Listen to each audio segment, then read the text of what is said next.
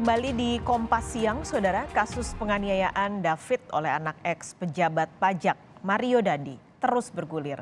Terbaru, kekasih Mario, AG, diduga terlibat penganiayaan dan ditetapkan menjadi pelaku.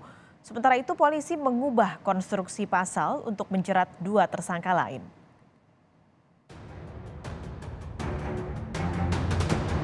Ada perubahan status dari AG yang awalnya adalah anak yang berhadapan dengan hukum berubah menjadi atau meningkat statusnya menjadi anak yang berkonflik dengan hukum. Atau dengan kata lain berubah menjadi pelaku. Kekasih anak ex pejabat pajak Mario Dandi kini tak lagi berstatus saksi tetapi menjadi pelaku penganiayaan. Naiknya status AG berdasarkan temuan baru kepolisian dari rekaman video dan keterangan saksi. AG terancam mendapat hukuman, tetapi hal ini masih dikaji lebih lanjut oleh ahli pidana. Pasalnya, AG masih tergolong anak di bawah umur.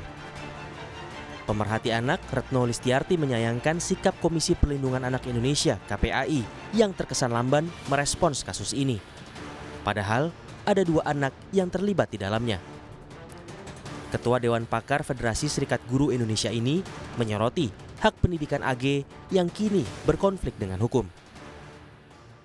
Ya, AG ini sempat mau dikeluarkan dari sekolah kan waktu itu ya. Nah waktu itu dia masih berstatus saksi. Jangankan berstatus saksi, berstatus kemudian anak berkonflik dengan hukum pun, pendidikannya AG ini mesti tetap dipenuhi oleh sekolah dan tidak boleh dikeluarkan gitu. Jadi ini hal yang proses hukum ini harusnya dihormati juga oleh sekolah, dan ini juga menurut saya momentum mendidik sekolah, jangan main keluarin anak gitu ya ketika dia berhadapan dengan hukum atau berkonflik, malah terutama berkonflik dengan hukum. Ini biasanya main keluarkan saja. Nah ini kan harusnya juga menjadi momentum mengedukasi sekolah-sekolah untuk berdiri di atas aturan.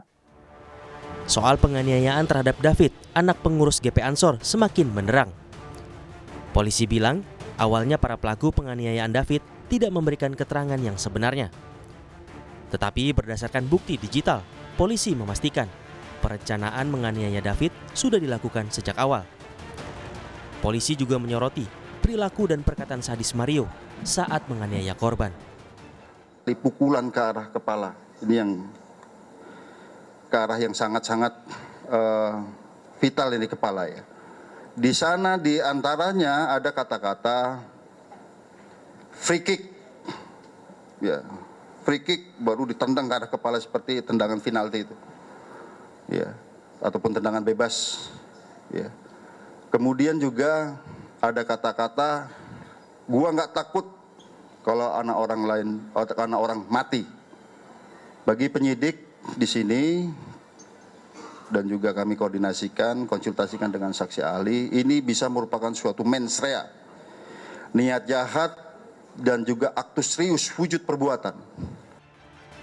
Atas temuan ini, polisi menemukan adanya unsur niat jahat dari tersangka Mario Dandi. Sehingga polisi menjerat Mario Dandi dengan pasal baru mengenai penganiayaan berat dan penganiayaan terencana. Yang semula ancaman hukuman 5 tahun penjara, kini diperberat menjadi 12 tahun. Perubahan penerapan pasal juga menjerat tersangka lain, Shane, yang merupakan teman Dandi. Di tengah penantian keluarga atas keadilan, kondisi David Ozora dikabarkan sudah semakin baik. Hal ini diungkap Menteri Agama yang juga Ketua Umum GP Ansor, Yakut Kholil Qomas. Ya alhamdulillah sudah membaik kondisinya. Ya, kita mohon doa aja teman-teman wartawan ini, media semua, doakan David biar cepat membaik. Gitu aja. Apa?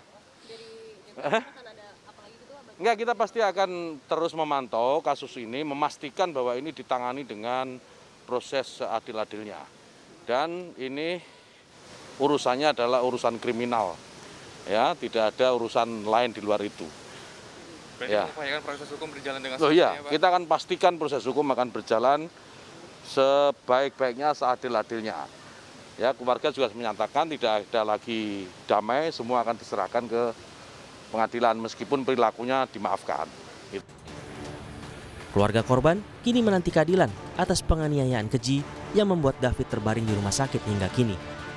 Oleh karena itu, Ketua GP Ansor, Yakut Khalil Qomas menegaskan akan memastikan kasus penganiayaan David ditangani secara adil. Tim Liputan, Kompas TV.